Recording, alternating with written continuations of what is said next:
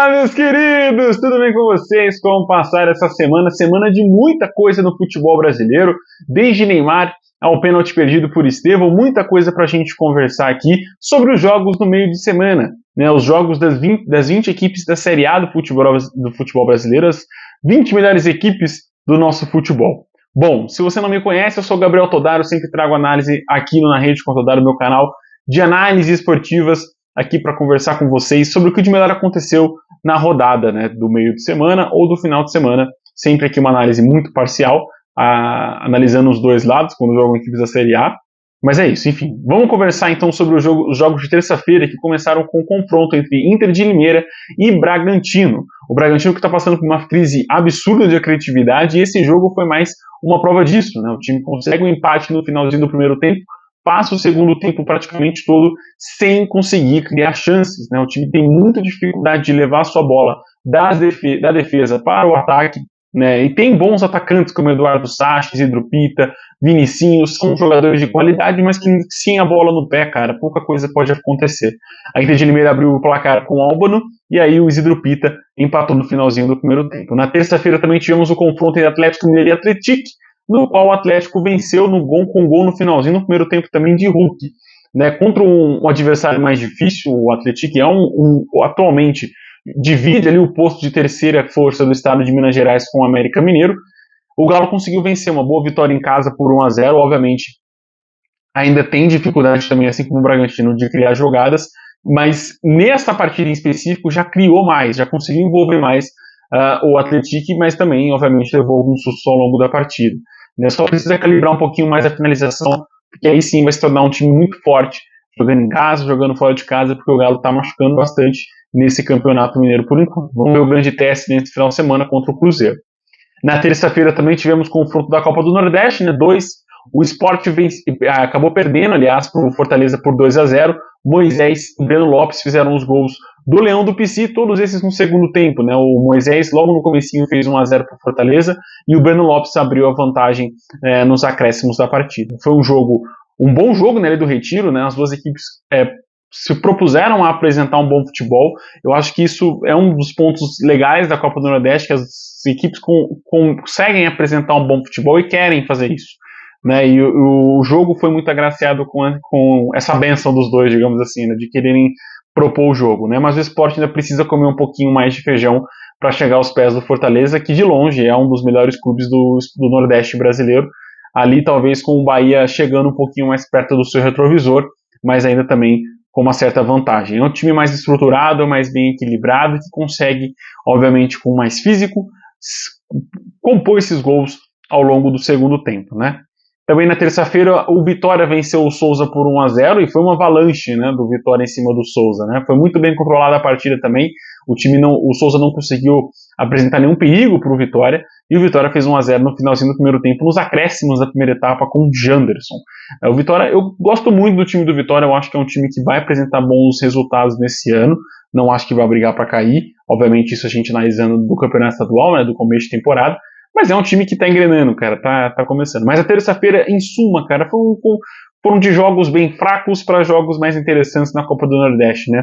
Se você assistiu aí do outro lado, Inter de Limeira e Bragantino, cara, você é um guerreiro assim como eu, porque eu acho que só eu e você estamos vendo esse jogo nesse horário. Porque foi um jogo muito xoxinho para assistir, e eu e você, se você assistiu mesmo esse confronto, deixa nos comentários se você viu essa partida. Devíamos nos dar nas mãos e procurar um tratamento psicológico, porque isso não é certo, né? Concordo com você. Na quarta-feira, aí com jogos com placares elásticos, bonitos de assistir, tivemos o Flamengo vencendo fora de casa a Portuguesa do Rio de Janeiro. Fora de casa, porque o confronto aconteceu em Uberlândia, aqui no Minas Gerais, e obviamente com mais torcida do Flamengo do que da Portuguesa. Juninho, vai anotando, Juninho, Luiz Araújo, Arrascaeta de pênalti, Matheus Gonçalves e Wallace e Ian fizeram os gols do Mengão no confronto, né? Bom, não precisa nem dizer que o Flamengo dominou, jogou muita bola, conseguiu expressar muito bem o seu sistema de jogo ofensivo, que é o sistema do Felipe Luiz, e, cara, que eu gosto muito. Eu acho que é um trabalho que vai render alguns frutos interessantes para o Flamengo ao longo da temporada, se manter regularidade e também, obviamente, se tiver essa confiança da diretoria, que não é qualquer resultado ruim que vá tirar, obviamente, o Felipe Luiz do comando da equipe. Mas, bom, excelente vitória, o time agora é líder do Campeonato Carioca, tá com uma certa folga, né? Obviamente vai ter confrontos difíceis, aí nesse final de semana, por exemplo, tem Fla-Flu, o que, né, obviamente joga os holofotes para esse jogo, então acho que o Flamengo vai com o time titular e provavelmente vai vencer também, porque o Fluminense tá uma coisa horrorosa, de meu Deus. Mas enfim, é isso, cara. O Flamengo dando show no Campeonato Carioca, sobrando muito nesse campeonato estadual. Juazeirense 0 e Bahia também 0. Foi mais um confronto da Copa do Nordeste. Esse truncado, a Juazeirense montou uma trincheira ali na sua defesa e conseguiu segurar o 0-0. Foi um jogo de poucas emoções, né? Um jogo bem morno, que só teve ali um pico de emoção no finalzinho, que o Bahia foi com tudo pro ataque, mas permaneceu o 0 no placar. Pelo Campeonato Paulista, o São Paulo venceu o Mirassol por 4-1. Um jogo que começou equilibrado, né? O Mirassol levando perigo, mas com muitas falhas defensivas, acabou com o São Paulo goleando, né? O Oscar fez o primeiro gol do jogo num cruzamento, que não teve toque do Caleri. E aí, cara, eu queria comentar. É o primeiro grande jogo que a gente tem os holofotes também virados para um personagem muito icônico no futebol brasileiro, que é Alex Muralha, que defendeu, né? O pico dele na carreira foi defender as cores do Comercial aqui de Ribeirão Preto, o maior clube da região aqui. Se você não conhece, cara, faça o favor de conhecer o Comercial Futebol Clube e inclusive ir no estádio. Mas enfim, aí o Oscar consegue fazer o gol, mas voltando, né? O Muralha, ele teve algumas falhas, né? Alguns lances nesse jogo tiveram algumas colaborações ali do Muralha de erro de decisão, algumas falhas mesmo defensivas, né? E, enfim, falhas de ação mesmo. Mas aí o Gabriel conseguiu empatar com o Mirassol, só que o São Paulo acabou fazendo um gol no finalzinho do primeiro tempo, controlou as ações na segunda etapa, conseguindo fazer 2 belos gols no finalzinho da partida com Enzo Dias e André Silva. Bom jogo do São Paulo, não foi um jogo onde a equipe realmente sobrou no confronto, eu acho que o placar é muito exagerado pelo que realmente foi. Acho que se tivesse terminado 2-1, iria demonstrar um pouco mais como foi realmente a partida, mas obviamente esse 4-1 empolga muito mais, né? Enfim, boa vitória do São Paulo em casa. O Inter também venceu em casa no Campeonato Gaúcho por 3-0, venceu a equipe do Brasil de Pelotas. Rogel, Vitinho e Ener Valencia fizeram os gols do Colorado. Bom jogo também do Inter, que dominou o Brasil de Pelotas, cara. Foi um jogo muito tranquilo pro Colorado.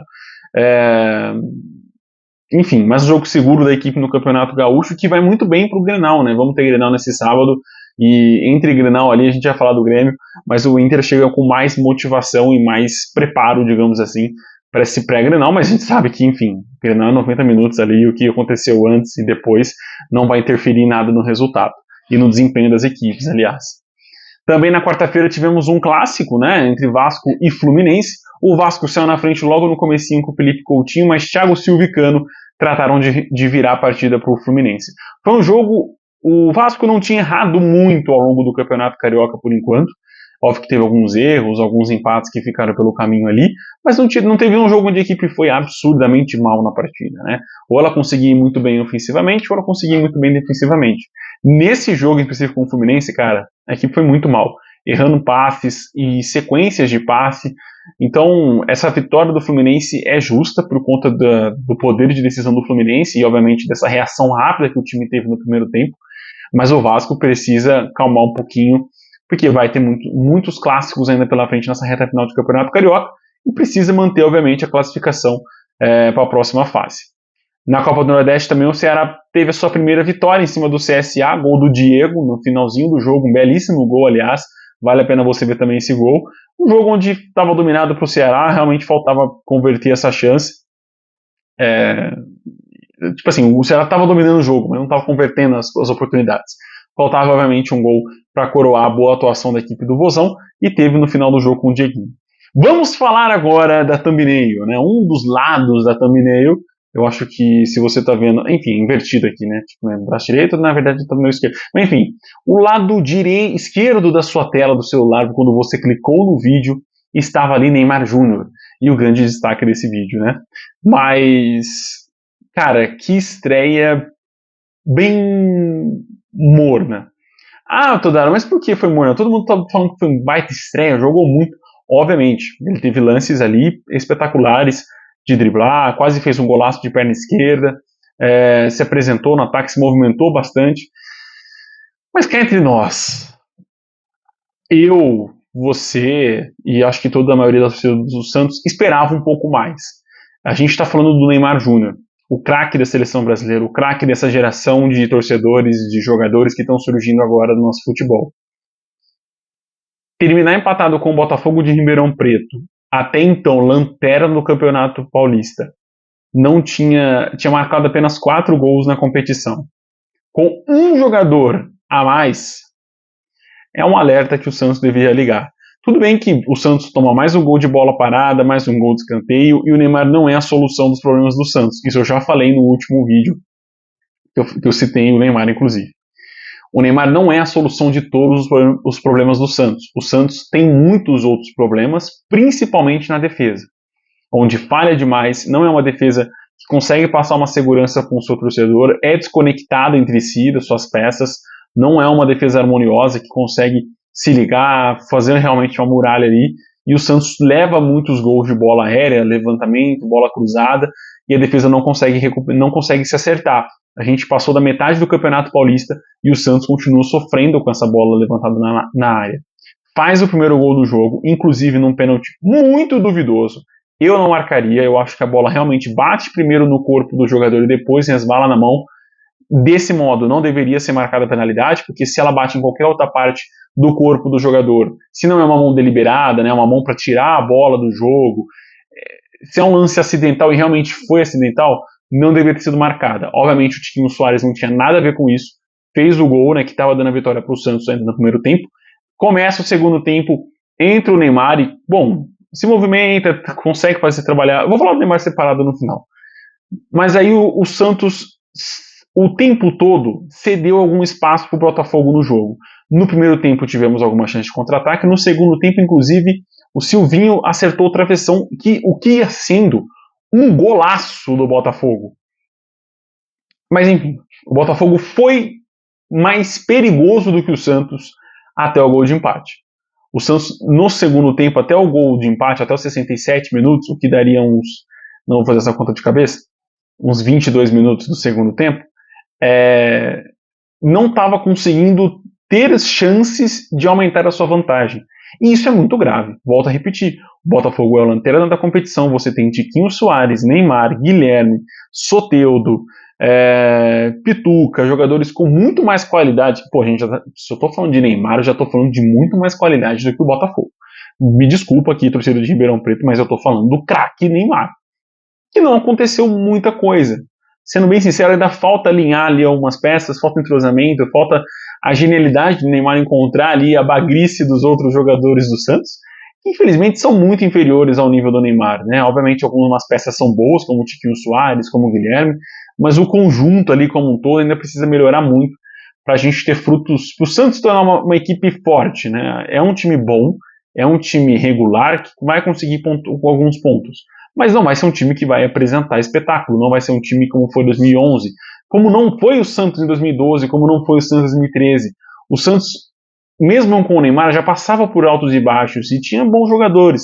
No caso, o Santos não tem esses bons jogadores mais, algumas peças, como eu falei, são realmente boas, outras ainda estão um nível abaixo. E esse gol de empate do Botafogo acho que escancara isso. Enfim, aí no final, depois do gol, ainda teve a expulsão do jogador do Botafogo, e o Botafogo ainda levou alguns perigos, né? Conseguiu puxar alguns contra-ataques, obviamente com a menos isso praticamente não significa nada, né? O time não conseguiu finalizar no gol mais, e aí o Santos dominou a partida, se propôs a atacar, se propôs a ir para cima, e aí foi onde o Neymar teve mais chance, e obviamente com um a menos, quer dizer, um a mais os espaços aparecem mais, e o Neymar conseguiu assim ter esses espaços. Até então, o Botafogo estava conseguindo anular muito bem o Santos, muito bem o Neymar, muito bem o meio de campo do Santos e o ataque do Santos. Falta muito, cara. O Neymar é o primeiro jogo dele, eu não quero analisar aqui o desempenho que ele vai ter ao longo de todo o ano. Não é isso que eu quero fazer, eu estou falando do Santos, do time Santos, que precisa de peças, precisa de jogadores, do nível ou próximo, que seja o dedinho ali do Neymar para esse elenco, que pelo menos tem a mesma qualidade, a mesma sintonia de pensamento que o Neymar tem. Não à toa, 2 ou 3 passes entre ele e o Guilherme, que é um bom jogador, mas não é o nível do Neymar, não é o nível de ter um entrosamento bom com o Neymar, não conseguiu acompanhar a genialidade do cara, velho. Teve uma troca de passe, uma triangulação, o Guilherme já chutou a bola lá longe, não esperou o Neymar aprofundar ou avançar para conseguir essa tabela. Mas enfim, acho que ele vai ainda render bons jogos ao Santos. Acho, inclusive, estou mais ansioso para ver Corinthians e Santos na Neoquímica Arena, que eu acho que provavelmente ele vai jogar, vai ser titular nesse jogo. Não sei se ele joga contra o Novo Horizontino, eu acho que muito provavelmente não. Mas enfim, vamos acompanhando jogo a jogo, como o time vai desempenhando dentro de campo. Mas nesse primeiro cartão de visitas do Neymar, ainda não é que é um banho de água fria, porque eu não estava com muita expectativa em cima dessa volta. Mas é ok, temos um craque, temos um gênio, ainda sem físico, ainda sem entrosamento, ainda sem refinado com a bola nessa temporada. Vai ter que passar por esse processo. No caso, o Santos já passou da metade do campeonato estadual. Perdeu a liderança do grupo pro Bragantino. Se tiver alguma reação da Portuguesa ou do Bragantino até o final, talvez aperte um pouco mais a zona de classificação, mas o Santos tem uma tabela mais fácil do que esses dois. Então, cara, tem todas essas mas, né? E inclusive, se o Santos ficar de fora da fase de mata-mata do Campeonato Paulista, o Neymar fica de fora de 4 datas com o Santos. Quartas de final, semifinal, cada um jogo, e 2 jogos na final. Então ele ficaria ali de fora de 4 jogos decisivos para o Santos e que poderiam ajudar a equipe a conquistar o seu título da temporada. Mas ao Botafogo, cara, parabéns. Belíssimo jogo, conseguiu segurar o Santos. Para mim, o melhor time nesse confronto, sem sombra de dúvidas. Quem ficou empatado também foi América Mineiro e Cruzeiro. Um jogo onde o América, cara, fez um jogo impecável até o final do jogo. Fabinho fez o gol do América, estava dando vitória ao América em cima do confronto contra o Cruzeiro. E assim, anulando o Gabigol, Dudu, Matheus Henrique, Eduardo, as peças principais do Cruzeiro, ele estava completamente anulando, jogando muita bola mesmo o América, mas no final do jogo o Bolassi fez um 1-1 no placar, numa pressão, obviamente, né? O Cruzeiro no final do jogo foi mais para cima e foi premiado com esse gol de empate em cima do América Mineiro. Também na quarta-feira tivemos o confronto pelo Campeonato Gaúcho, aqui linkando com o que eu falei do Grenal. O Grêmio perdeu por 2-0, 2 belos gols do Juventude, né? Batalha e Jean Carlos fizeram os gols do Jaconeiro. E olho nesse Jean Carlos, viu? Muita bola joga esse meia-campista aí do Juventude, que tem muito para render para esse time do Jaconeiro. Boa vitória do time, que jogou muita bola o Juventude. Cara, eu falo pra vocês toda temporada. Vocês não me dão valor, cara. Por favor, me escutem nessa.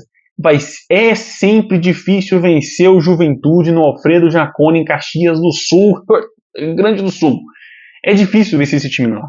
O time joga muito bem, sabe trabalhar a bola, sabe administrar a questão de jogar dentro dos seus domínios, formar a sua casa como realmente um cadeirão é. Muito melhor, inclusive, do que muito clube do Sudeste.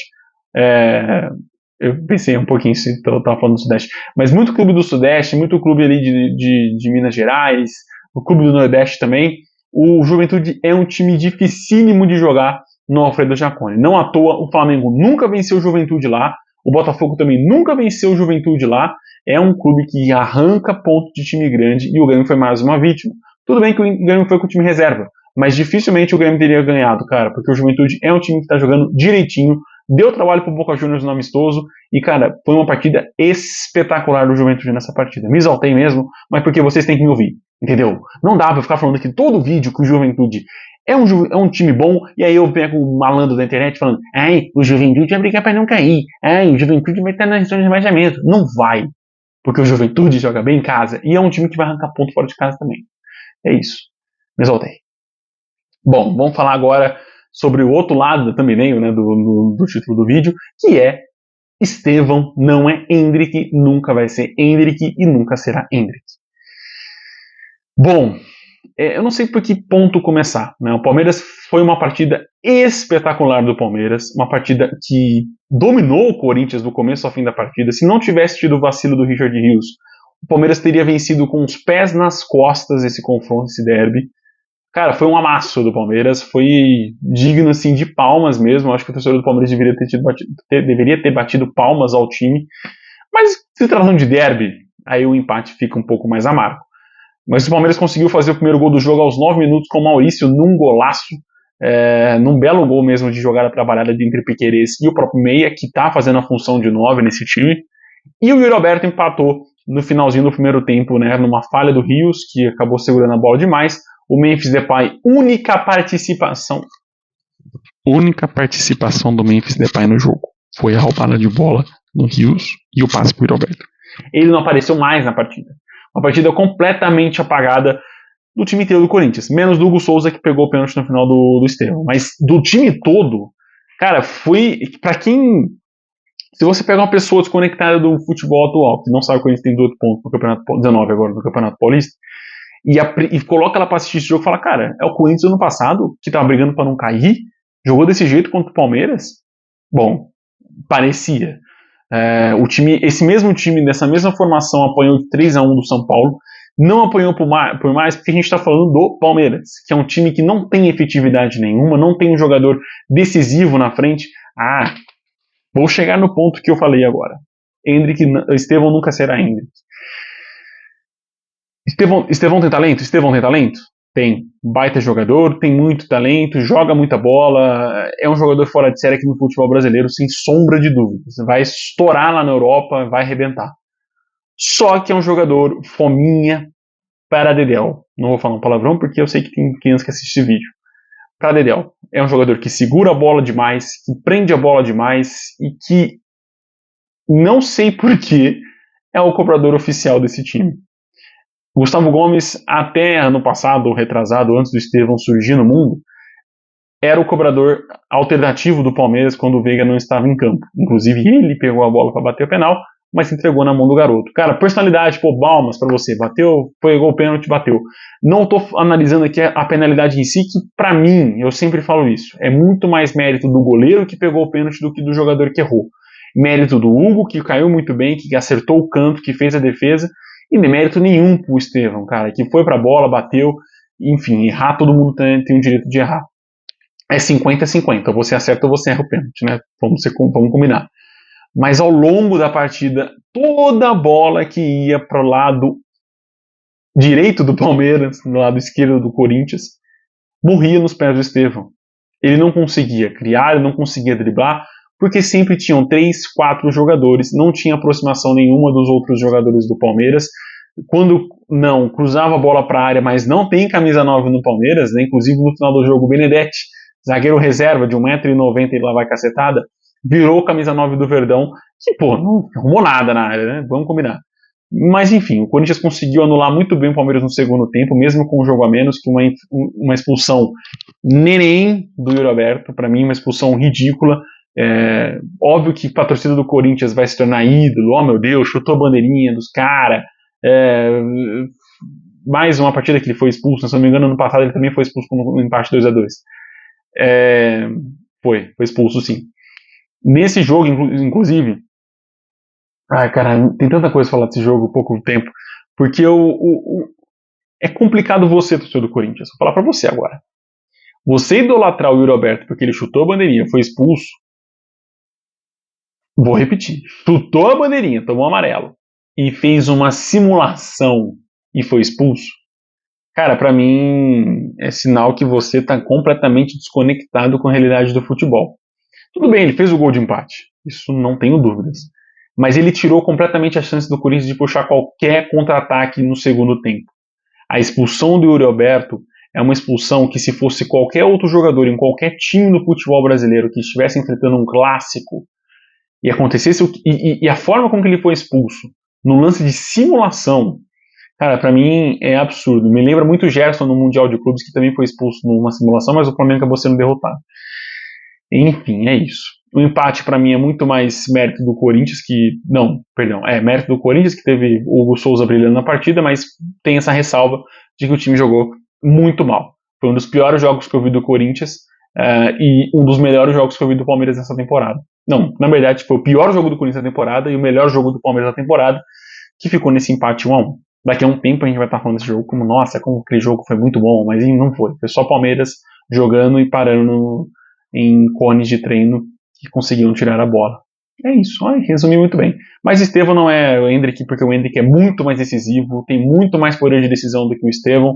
Se dribla um, dribla dois, já chuta no gol. O Estevão dribla 1, 2, 3, 4, quer driblar de novo, quer ir para a área, para a linha lateral, quer tentar driblar mais uma vez. Entendeu? O Hendrick tinha o faro do gol, buscava o gol. O Estevão não é esse cara, ele quer show, ele quer showman, quer ficar driblando. E pra mim isso não é algo que me agrada num jovem. Eu acho que ele tem que mostrar o talento que ele tem, mas também tem esse objetivo de fazer o gol. Ele não pode ser o cara que vai ficar ali com a bola brincando, tocando para um lado para o outro, senão vira um Antony da vida e rodando aí os clubes da Europa e virando chacota mundial. Ontem, né, tivemos a vitória do Botafogo por 1-0 em cima do Nova Iguaçu, confronto que o Botafogo dominou, mas conseguiu fazer o gol apenas no finalzinho com o jovem Kaique Queiroz. O moleque da base, né, do Botafogo fez o gol da vitória. Foi domínio do Botafogo em cima do Nova Iguaçu, num campeonato bem fraquinho, que conseguiu essa vitória no finalzinho. Mérito do Botafogo, mas é isso, meus queridos. Estevão falhando aí do poder de decisão em cima do Corinthians e do Palmeiras, no caso, e fica a pergunta para vocês. Quando vocês estão vendo o Estevão, vocês que estão assistindo o jogo, vocês sentem que o Estevão é esse cara decisivo pro Palmeiras? Ou pro seu time, pra seleção? Você acha que com essa... Tudo bem que é foda, né? Porque ele errou o pênalti. Mas numa eventual oitava de final de uma Copa do Mundo, numa quarta de final da Copa do Mundo, você acha que o Estevão vai decidir algum jogo pro Brasil? Ou pro Chelsea, quem sabe? Acho difícil. Acho que ele é um grande coadjuvante e será sempre um grande coadjuvante num time, um coadjuvante com muito, muito, muito talento. Mas infelizmente, cara, se você pegar jovens da idade dele como Lamine Yamal, por exemplo, na Espanha, não dá pra comparar, né? Não dá pra comparar. O poder de objetividade, de criação de jogadas. Tomara que ele se encontre no Chelsea. Mas eu acho, infelizmente, cara, é um banho de água fria que eu tive hoje, que eu tô tendo nesse começo de temporada, mas foi um insight que eu tive que conversar com vocês e saber a opinião de vocês. O que vocês acham do Estevão no Palmeiras? É isso, meus queridos. No final de semana temos mais rodada. Até segunda-feira com o próximo vídeo. Um abraço com Deus, até o próximo vídeo. Tchau, tchau.